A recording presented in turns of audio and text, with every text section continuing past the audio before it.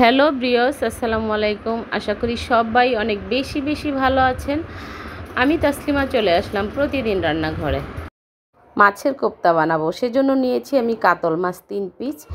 চুলে একটা হাঁড়ি বসিয়ে এখানে আমি পানি দিয়ে দিয়েছি, তারপর দিয়ে দিলাম রসুন কুচি, আদা কুচি, স্বাদ মতন লবণ দিয়ে লাড়াচাড়া দিয়ে মাছ 3 পিস আমি দিয়ে দিব, দিয়ে ঢাকা দিয়ে দিব। 10 মিনিট পরে আমি ফিরে আসব। হয়ে গেছে আমার মাছ সিদ্ধ করা। আমি এখন তুলে নেব পানি থেকে। মাছ থেকে কাঁটাগুলো বেছে নিচ্ছি। স্পেশাল একটা মশলা তৈরি করব। এখানে আছে 2 টুকরা দারচিনি, 3টা শুকনো মরিচ, একটা তেজপাতা, আছে কিছু জিরা আর 2টা দারচিনি দিয়ে আমি স্পেশাল একটা মশলা তৈরি করব মাছের কোপ্তার জন্য। এখানে 2টা আলু সিদ্ধ করে নিয়েছি, আমি মাছের কোপ্তায় ব্যবহার করব। এই জন্য দিয়ে দিলাম পরিমাণ মতন একটু তেল, তারপরে রসুন কুচি, আদা কুচি, 2টা পেঁয়াজ কুচি করে দিয়েছি 2টা কাঁচামরিচ কুচি। ঝালটা আপনাদের পরিমাণ মতো আপনারা দিতে পারেন। এখানে সামান্য একটু হলুদ গুঁড়ো দিয়েছি, একটু মরিচের গুঁড়ো দিয়েছি। তারপর আমি দিব এখানে মাছগুলো কাটা বেছে রেখেছি, সেই মাছগুলো আমি এখানে অ্যাড করে দিয়েছি। একটু লাড়াচাড়া দিয়ে দিব ম্যাশ করা আলুটা। আলু দিয়ে ভালোভাবে ভাজা করে তারপর আমি দিয়ে দিচ্ছি এখানে সেই স্পেশাল মশলাটা। এই মশলাটাই এখানে ব্যবহার করতে হবে, তা না হলে কোপ্তার স্বাদ পাওয়া যাবে না। দিয়ে দিলাম পরিমাণ মতো একটু লবণ, দিয়ে দিব তারপরে ফ্রেশ ধনিয়া পাতা। ধনিয়া পাতার ফ্লেভারটা অনেক ভালো আসবে। এরপর আমি একটু কর্নফ্লাওয়ার নিয়ে পাতলা করে একটা ব্যাটার তৈরি করব। ব্যাটারের থিকনেসটা এরকম থাকবে। হয়ে গেছে আমার ব্যাটার তৈরি করা। এবার আমি হাতের তালুতে একটু ঘি মেখে নিয়েছি, তারপরে 2 হাতের সাহায্যে আমি সুন্দর একটা শেপ দিয়ে সবগুলো চপ আমি এভাবে বানিয়ে নেব। আমি সবগুলো চপ বানিয়ে নেব। এবার আমি কর্নফ্লাওয়ারের ভিতরে ভিজিয়ে একটা কাঁটা চামচের সাহায্যে আমি দিয়ে দিচ্ছি ব্রেড গামে। এভাবে আমি সব চপগুলোই বানিয়ে নেব। থাকতেই আমি চুলায় একটা কড়াই বসিয়ে দিয়েছিলাম, সেখানে আমি যথেষ্ট পরিমাণ সয়াবিন তেল দিয়ে আমি এভাবে ভেজে নেব।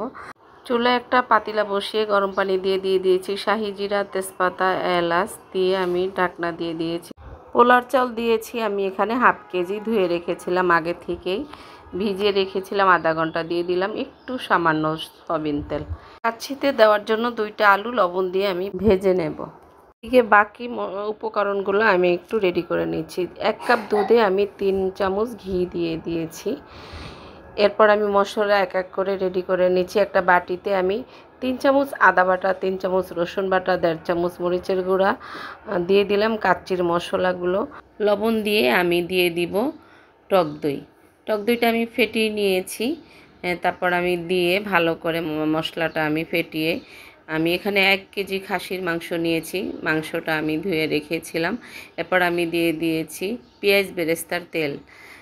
মশলা দিয়ে দিচ্ছি 2 মুঠো পেঁয়াজ বেরেস্তা দিয়ে আমি হাতের সাহায্যে ভালো করে মেখে নিচ্ছি।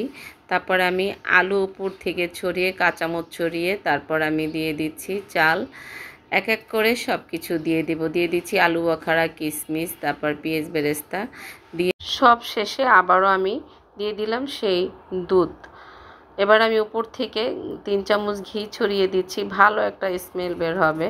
এবার ভালো করে ঢাকনাটা লাগিয়ে তারপর আমি দিয়ে দিব চুলায়। 10 মিনিট হাই হিটে রান্না করব এটা। আরও 30 মিনিট রান্না করব চুলা কমিয়ে। আরও 30 মিনিট রেখে দেব দমে। আমি মোট কাচ্চি রান্না করতে আমার টাইম লেগেছে 1 ঘন্টা 10 মিনিট। বিসমিল্লাহ। এবার দেখি কাচ্চির কি অবস্থা।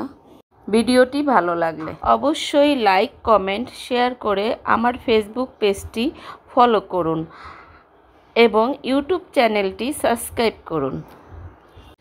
আজকের দুপুরের খানাদানা আমাদের কাচ্চি, আর কাচ্চির সাথে আছে মাছের কোপ্তা, আছে পায়েস, আছে 7 আপ, সালাদ, সবই আছে মোটামুটি। আলহামদুলিল্লাহ আজকে দুপুরে আমাদের কাচ্চি খানা একবারে ঝরঝরা হয়েছে।